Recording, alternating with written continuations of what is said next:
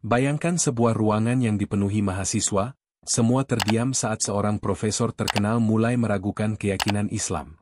Di tengah ketegangan itu, satu suara muda bangkit untuk menantangnya. Mampukah seorang mahasiswi Muslim mengubah pandangan sang profesor skeptis? Jawabannya akan mengejutkan Anda. Sebelum kita masuk ke kisah yang luar biasa ini, kami doakan rizki yang berlimpah buat kamu yang sudah like dan subscribe channel Nas Story. Dan tulis di kolom komentar dari mana asal kalian serta sholawat Nabi supaya bisa menjadi ajang silaturahmi bagi kita semua. Yuk kita mulai ceritanya. Hari ini kita akan menyaksikan sebuah kisah yang mengguncang dunia akademik. Sebuah perdebatan yang tidak hanya menantang keyakinan, tetapi juga menyentuh hati dan pikiran. Peristiwa ini terjadi di salah satu universitas terkemuka di Inggris, di mana seorang profesor yang dikenal karena skeptisismenya terhadap agama mencoba merendahkan keyakinan seorang mahasiswa Muslim. Namun, tak seorang pun bisa menduga bahwa tanggapan mahasiswa tersebut akan begitu cerdas dan meyakinkan sehingga membuat seluruh ruang kuliah terdiam. Para mahasiswa duduk dengan penuh perhatian, menantikan kuliah dari cendekiawan terkenal Dr. Verlan Cunningham. Dia dianggap sebagai jenius dalam bidang filsafat dan sains, tetapi juga terkenal karena kebiasaannya mengolok-olok agama, terutama Islam. Baiklah, para mahasiswa, suara Dr. Verlan bergema di ruangan. Hari ini kita akan membahas sesuatu yang cukup menarik. Apakah ada di antara kalian yang masih percaya bahwa puasa memiliki manfaat nyata? Atau lebih baik lagi, apakah ada yang benar-benar berpikir bahwa pergi ke tempat seperti Mekah dan berjalan mengelilingi batu besar dapat membawa perubahan nyata dalam hidup? Ruang kelas dipenuhi dengan bisikan. Beberapa mahasiswa tertawa kecil, sementara yang lain gelisah di kursi mereka. Di antara mereka, seorang mahasiswi Muslim bernama Almira Williams duduk diam, matanya tertuju pada profesor, jarinya erat mencengkram pulpen. Dr. Verlan melanjutkan, "Saya tidak bermaksud menyinggung siapapun, tetapi mari kita realistis. Kita hidup di zaman modern. Puasa hanya melemahkan tubuh dan membuat seseorang tidak produktif. Adapun haji, itu tidak lebih dari sekadar ritual kuno yang diturunkan dari generasi ke generasi. Jadi, mengapa orang masih percaya pada hal-hal seperti itu?" Bisikan di kelas semakin keras. Beberapa mahasiswa saling bertukar pandang, beberapa mengangguk setuju, sementara yang lain tampak jelas terganggu. Namun, Almira tetap diam. Dia mengambil napas dalam-dalam, membiarkan ketegangan memenuhi ruangan, sebelum akhirnya mengangkat tangannya. Dr. Verlan menyeringai dengan nada sinis, akhirnya ada yang berani bicara. Silahkan, Nona Williams." Almira berdiri, wajahnya tenang, namun matanya membawa tekad yang kuat. Dengan suara lembut namun penuh keyakinan, dia bertanya, "Profesor, boleh saya bertanya, apakah Anda percaya pada sains?" Dr. Verlan tertawa kecil. "Tentu saja, sains adalah satu-satunya cara kita dapat memahami dunia secara logis." Almira mengangguk. "Kalau begitu, apakah Anda setuju bahwa sains terus berkembang, dan banyak hal yang dulunya dianggap tidak rasional ternyata secara ilmiah terbukti bermanfaat?" Dr. Verlan menyipitkan matanya, "Tentu saja, sains selalu berkembang." Almira memberikan senyum tipis. "Dalam hal itu, izinkan saya menjelaskan puasa dan haji dari perspektif yang mungkin tidak terlihat tradisional, tetapi memang didukung oleh ilmu pengetahuan." Ruang kuliah jatuh dalam kesunyian penuh antisipasi. Setiap mahasiswa sekarang fokus pada Almira, penasaran bagaimana dia akan merespons profesor yang dikenal karena debat tajamnya. Almira melanjutkan, "Mengenai puasa, banyak penelitian ilmiah modern telah membuktikan manfaatnya bagi kesehatan. Dr. Yoshinori Ohsumi, seorang ilmuwan dari Jepang, bahkan memenangkan hadiah Nobel untuk penemuannya tentang proses autofagi, di mana tubuh membersihkan sel-sel yang rusak selama berpuasa. Jadi, puasa bukan hanya sebuah tradisi, tetapi merupakan bagian dari gaya hidup sehat yang terbukti secara ilmiah." Beberapa mahasiswa mulai mengangguk setuju. Mereka pernah mendengar tentang manfaat kesehatan dari puasa, tetapi belum pernah menghubungkannya dengan sains seperti ini. Namun, Dr. Verlan tetap tidak terkesan. Menyilangkan tangannya, dia berkata, "Itu menjelaskan aspek kesehatan, tapi bagaimana dengan haji? Apa manfaat ilmiah yang ditawarkannya?" Almira tersenyum lagi, Saya akan menjawab itu, Profesor. Tapi pertama-tama, izinkan saya bertanya, mengapa menurut Anda orang merasa perlu bepergian ke luar negeri? Mengapa kita ingin menjelajahi dunia? Dr. Verland mengerutkan dahi, tentu saja untuk mendapatkan pengalaman baru, memperluas wawasan, dan memahami budaya yang berbeda. Almira mengangguk, tepat sekali. Itulah yang dialami jutaan Muslim ketika mereka melakukan haji. Mereka bertemu dengan sesama orang beriman dari seluruh dunia, belajar tentang budaya yang berbeda, dan mengalami transformasi spiritual yang mendalam. Dalam psikologi, jenis pengalaman ini dikenal sebagai pengalaman puncak, yaitu momen yang secara fundamental mengubah persepsi seseorang tentang kehidupan. Bahkan Abraham Maslow, psikolog terkenal yang dikenal dengan hierarki kebutuhan, membahas konsep ini secara ekstensif. Ruang kuliah bergemuruh dengan bisikan. Beberapa mahasiswa tampak jelas terkesan dengan argumen Almira.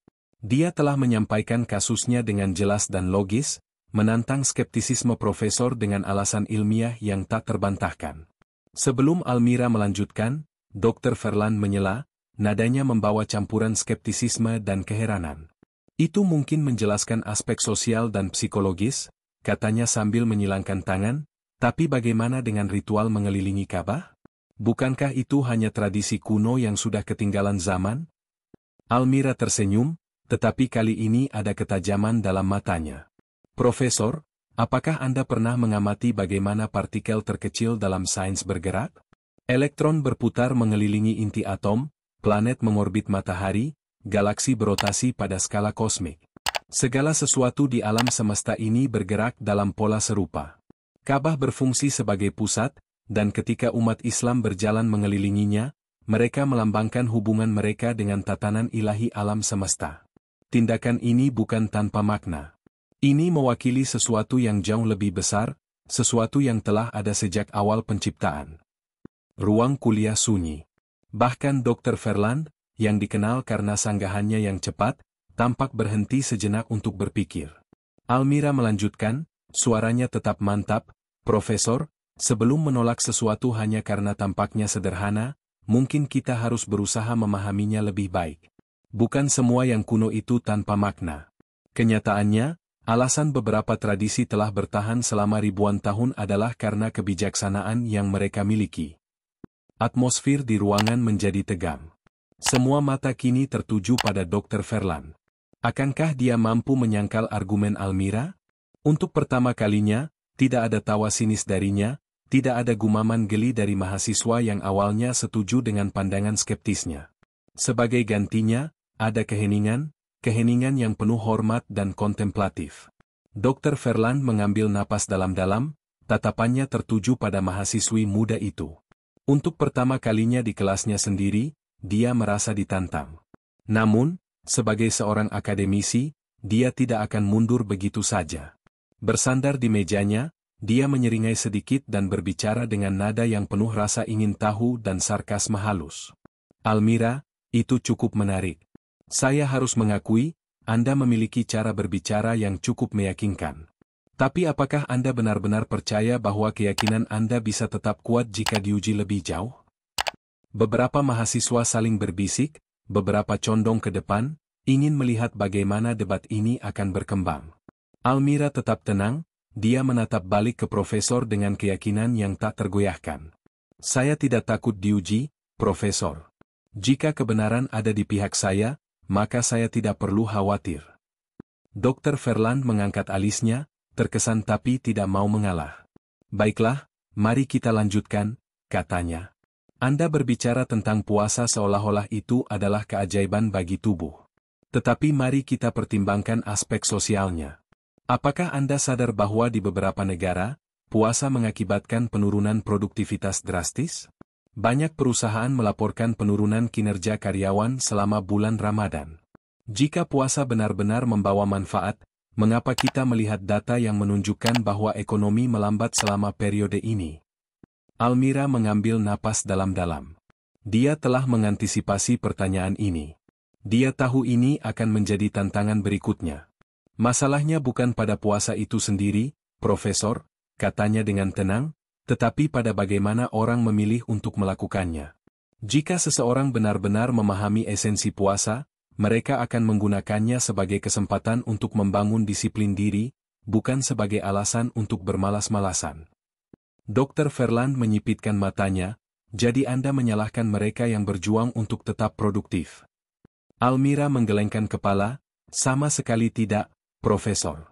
Yang saya katakan adalah bahwa Islam mengajarkan keseimbangan. Jika seseorang menggunakan puasa sebagai alasan untuk tidak produktif, maka masalahnya bukan pada puasa, tetapi pada pemahaman mereka tentang puasa. Bahkan di luar Ramadan, bukankah mungkin bagi orang-orang untuk bekerja setengah hati pada hari-hari biasa? Masalahnya bukan puasa, tetapi bagaimana orang memilih untuk menerapkan pelajaran-pelajarannya. Kelas bergumam lagi. Beberapa mahasiswa mengangguk setuju, terkesan dengan penalaran Almira. Yang lain tetap skeptis. Namun, debat ini masih jauh dari selesai. Dr. Verland mempelajari Almira dengan cermat. Dia telah menantang banyak mahasiswa sebelumnya, tetapi kali ini, dia terbukti berbeda. Dia memutuskan untuk mengubah arah serangannya. Almira, katanya, suaranya mantap dan tajam, Anda berbicara seolah-olah Islam memiliki semua jawaban. Tetapi izinkan saya bertanya sesuatu yang lebih mendasar. Jika Islam adalah kebenaran mutlak, mengapa dunia Muslim berjuang di banyak aspek? Mengapa kita melihat kemiskinan, korupsi, dan konflik di negara-negara mayoritas Muslim? Jika ajaran yang Anda yakini begitu sempurna, mengapa mereka belum mengangkat masyarakat-masyarakat itu ke tingkat yang lebih baik? Ruang kelas semakin tegang. Mahasiswa menahan napas, menunggu respons Almira. Mahasiswa yang awalnya hanya penonton sekarang sepenuhnya terlibat dalam diskusi. Beberapa mengangguk setuju dengan pertanyaan profesor. Tak dapat disangkal bahwa banyak negara mayoritas Muslim menghadapi tantangan sosial dan ekonomi yang signifikan. Almira berhenti sejenak. Dia tahu ini adalah salah satu argumen paling umum yang digunakan untuk menantang Islam. Namun, dia juga memahami bahwa kebenaran tidak bisa diukur hanya dengan kondisi eksternal suatu masyarakat. Mengangkat kepalanya, dia menatap langsung ke mata profesor dan berbicara dengan keyakinan. Profesor, sebelum saya menjawab, izinkan saya bertanya sesuatu. Apakah Anda menilai kualitas ide atau keyakinan semata-mata berdasarkan tindakan orang-orang yang mengikutinya? Dr. Verland tampak terkejut sesaat oleh pertanyaan balik itu. Dia tidak langsung menjawab. Almira melanjutkan, jika kita menentukan validitas ide semata-mata dengan melihat para pengikutnya, bukankah itu pendekatan yang berbahaya? Bayangkan seorang ilmuwan brilian yang karyanya revolusioner, tetapi beberapa muridnya gagal dalam hidup. Apakah itu berarti pengetahuannya cacat? Atau apakah kegagalan itu terletak pada bagaimana murid-muridnya menerapkannya? Ruang kelas kembali sunyi. Almira melanjutkan, Islam mengajarkan keadilan, disiplin, dan pengetahuan. Sejarah telah menunjukkan bahwa para sarjana Muslim memberikan kontribusi besar dalam bidang-bidang seperti matematika, kedokteran, dan astronomi. Jika beberapa negara Muslim saat ini berjuang, itu bukan karena Islam. Itu karena orang-orangnya gagal menerapkan ajaran-ajarannya dengan benar. Dr. Verland mempertahankan sikap tenangnya, tetapi ada kilatan kontemplasi dalam ekspresinya. Meskipun demikian, dia belum siap untuk mengalah. Almira, katanya, saya bisa mengakui bahwa ajaran Islam mungkin memiliki nilai. Tetapi Anda lupa satu hal. Setiap agama, Kristen, Yahudi, Hindu, dan lainnya, mengklaim memiliki kebenaran absolut. Jadi, bagaimana Anda bisa yakin bahwa Islam lebih benar daripada yang lain? Atmosfer di ruang kelas semakin intens. Almira menyadari bahwa profesor sedang mengarahkannya ke posisi sulit. Namun, dia tetap tenang. Profesor, katanya dengan tenang, jika semua orang mengklaim memiliki kebenaran, apakah itu berarti tidak ada kebenaran sama sekali? Atau apakah itu berarti kita harus mencari kebenaran berdasarkan bukti, bukan sekadar klaim? Dr. Verland tidak langsung menjawab, tetapi Almira bisa melihat bahwa kata-katanya telah membuatnya berpikir. Dia melanjutkan, Islam bukan hanya tentang klaim. Ini adalah agama yang mendorong penyelidikan dan pencarian kebenaran. Dalam Al-Quran, Surah Al-Baqarah ayat 111, Allah berfirman, katakanlah, bawalah buktimu jika kamu memang orang-orang yang benar. Islam tidak mencegah orang untuk bertanya. Sebaliknya, ia mengundang kita untuk mencari bukti, berpikir kritis, dan memahami. Beberapa mahasiswa tampak terkejut. Mereka tidak mengharapkan Islam menekankan pemikiran kritis dengan cara seperti ini. Dr. Verland, bagaimanapun, masih belum siap untuk mengalah. Anda berbicara tentang pencarian kebenaran, katanya. Baiklah, Almira, jika Anda begitu yakin bahwa Islam memiliki semua jawaban, izinkan saya bertanya satu hal terakhir. Saya menatap Anda dengan intens. Jika Islam benar-benar agama kebenaran dan logika, mengapa begitu banyak orang meninggalkannya? Mengapa beberapa orang memilih untuk meninggalkannya? Ruang kelas semakin sunyi. Almira menyadari bahwa ini adalah puncak dari debat mereka. Dengan nada yang lebih lembut, dia menjawab, "Profesor, pernahkah Anda bertanya-tanya mengapa beberapa orang meninggalkan sains? Mengapa beberapa siswa menyerah pada studi mereka, meskipun pengetahuan itu bermanfaat bagi mereka? Bukankah benar bahwa beberapa orang memilih jalan yang lebih mudah, meskipun mereka tahu itu tidak selalu yang benar?" Dr. Verland tidak langsung menjawab. Almira melanjutkan, Islam seperti ladang pengetahuan. Tidak semua orang bersedia mempelajarinya secara mendalam. Beberapa orang meninggalkannya, bukan karena Islam itu cacat, tetapi karena mereka tidak pernah benar-benar memahaminya. Yang lain meninggalkannya karena alasan pribadi, bukan karena ada kekurangan dalam ajarannya.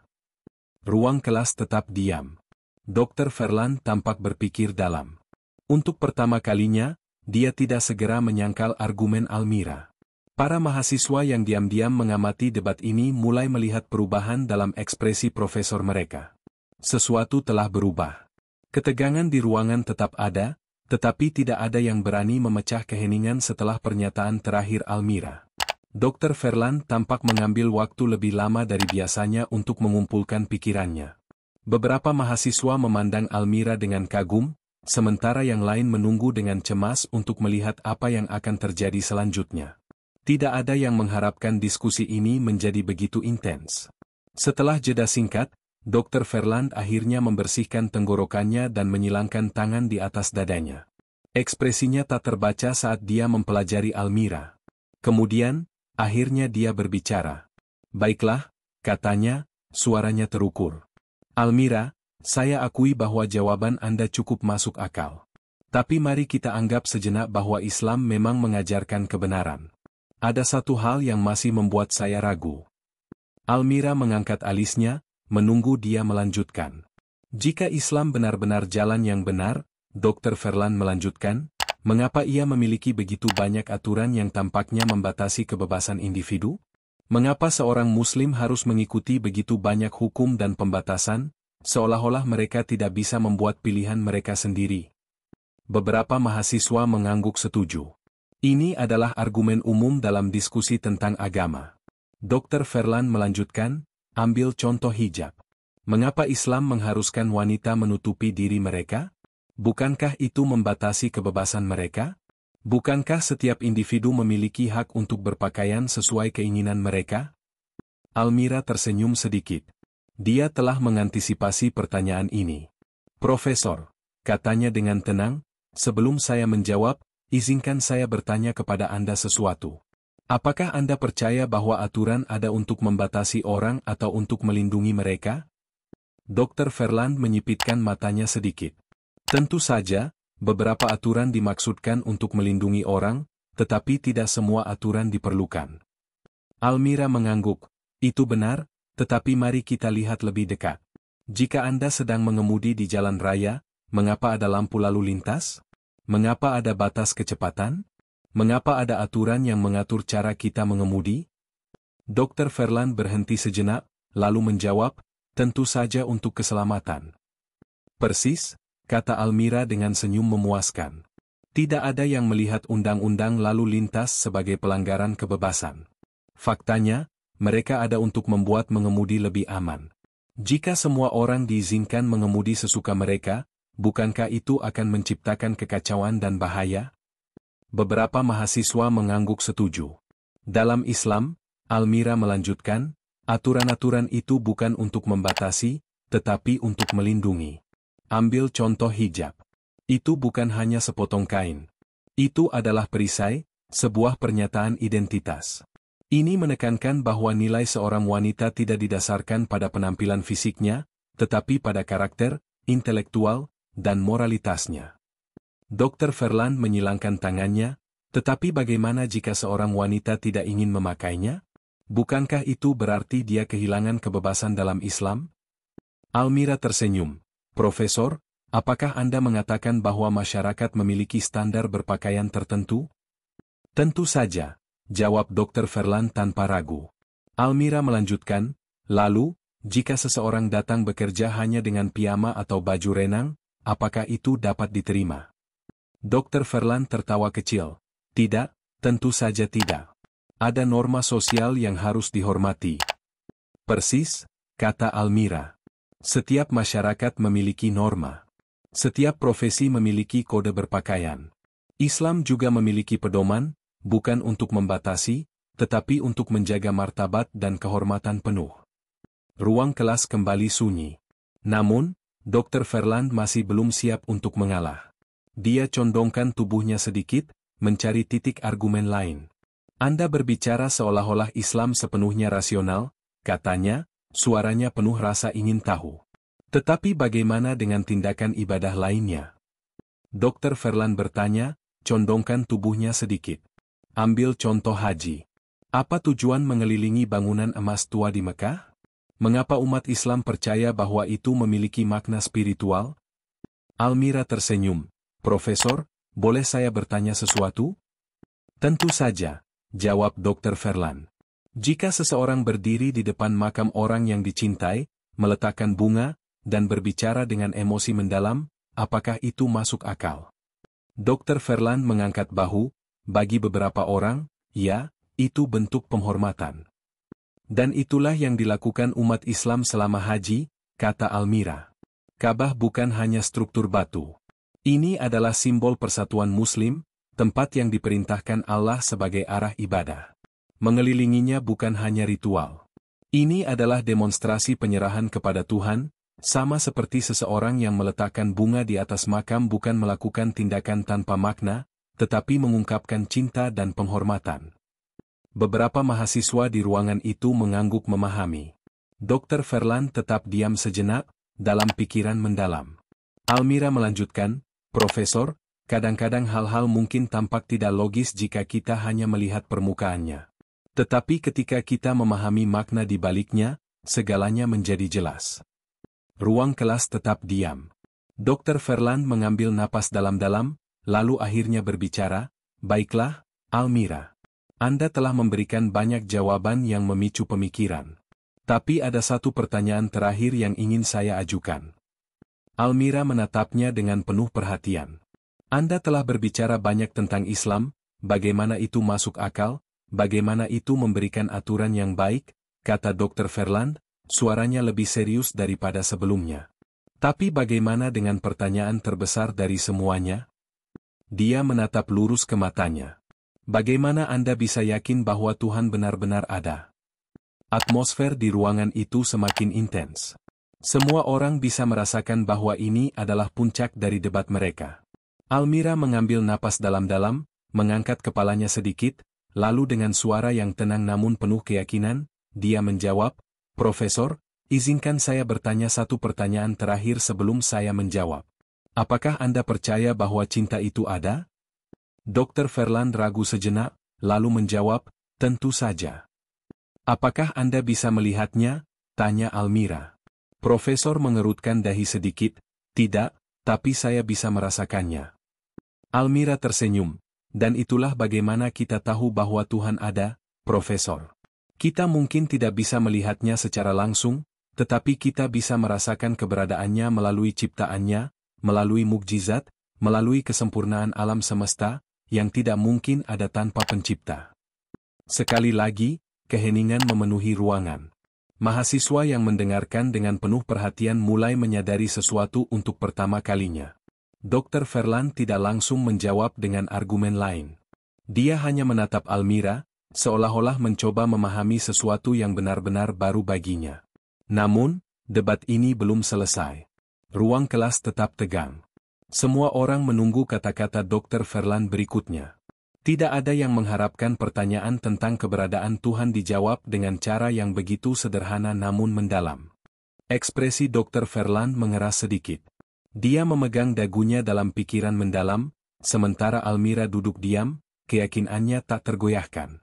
Setelah apa yang terasa seperti keabadian, Dr. Verlan akhirnya berbicara. Almira, saya harus mengakui bahwa ini pertama kalinya seorang mahasiswa membuat saya benar-benar mempertimbangkan kembali keyakinan saya sendiri. Gelombang bisikan menyebar di seluruh kelas.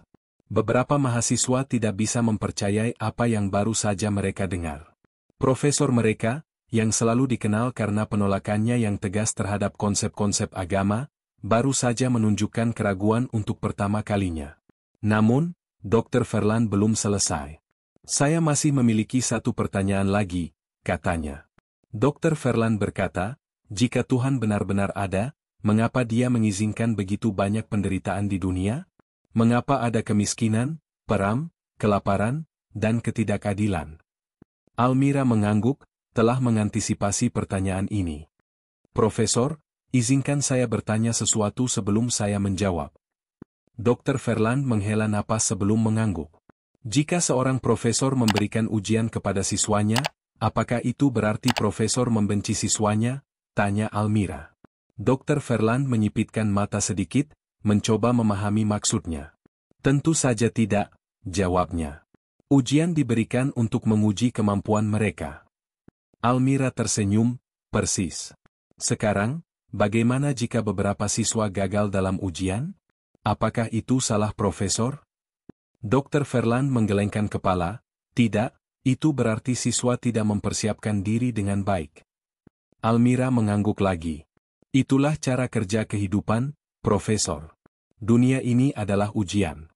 Tuhan telah memberikan manusia kehendak bebas, dan setiap pilihan memiliki konsekuensi. Penderitaan ada bukan karena Tuhan absen atau acuh tak acuh, tetapi karena manusia diberi kebebasan untuk membuat pilihan mereka sendiri, dan banyak yang memilih jalan yang salah. Ruang kelas sunyi. Seorang mahasiswa di bagian belakang mengangkat tangannya. Tapi, Almira, bagaimana dengan bencana alam? Itu bukan disebabkan oleh pilihan manusia, kan? Almira menoleh padanya dan tersenyum. Anda benar, tetapi mari kita pikirkan seperti ini. Tubuh kita memiliki sistem kekebalan, namun kita tetap sakit terkadang. Apakah itu berarti tubuh kita cacat? Mahasiswa itu ragu sebelum menggelengkan kepala, tidak. Almira melanjutkan, itu hanya bagian dari keseimbangan kehidupan. Alam beroperasi dengan cara yang sama. Ada siklus, naik turun, yang menjaga keseimbangan. Seringkali, orang mempersepsikan penderitaan sebagai hukuman, padahal sebenarnya itu mungkin ujian yang dimaksudkan untuk memperkuat kita. Dr. Verlan bersandar di kursinya, mengambil napas dalam-dalam saat memproses kata-katanya. Jadi, katanya akhirnya, Anda mengatakan bahwa semua penderitaan memiliki tujuan. Almira mengangguk, setiap kesulitan mengajarkan kita sesuatu. Kita bisa belajar darinya atau memilih untuk menyalahkan keadaan kita. Tapi satu hal yang pasti, Profesor. Mereka yang memiliki iman selalu memiliki harapan, dan harapan itulah yang memberi mereka kekuatan untuk bertahan. Seorang mahasiswa lain mengangkat tangan mereka. Almira, Anda telah menjawab begitu banyak pertanyaan tentang Islam, tetapi ada satu hal terakhir yang ingin saya tanyakan. Mengapa Anda begitu yakin dalam keyakinan Anda? Almira tersenyum, karena Islam bukan hanya agama bagi saya. Ini adalah cara hidup yang lengkap. Setiap aspek Islam memiliki makna yang mendalam, dan semakin saya mempelajarinya, semakin saya melihat betapa segala sesuatu dalam hidup saling terhubung. Logika dan spiritualitas dalam Islam tidak saling bertentangan. Sebaliknya, mereka saling melengkapi. Dr. Verlan menghela napas lagi dan menatap Almira dengan intens. Sepanjang hidup saya percaya bahwa agama itu membatasi, bahwa itu menghalangi pemikiran bebas. Tapi hari ini, saya menyadari bahwa mungkin saya hanya melihatnya dari sudut pandang yang salah. Para mahasiswa saling berbisik, terkejut dengan perubahan nada profesor mereka. Dr. Verlan berbalik ke kelas. Ya, saya selalu mencari jawaban melalui sains. Tapi Almira telah menunjukkan kepada saya bahwa sains dan iman tidak harus saling bertentangan. Mereka bisa berdampingan.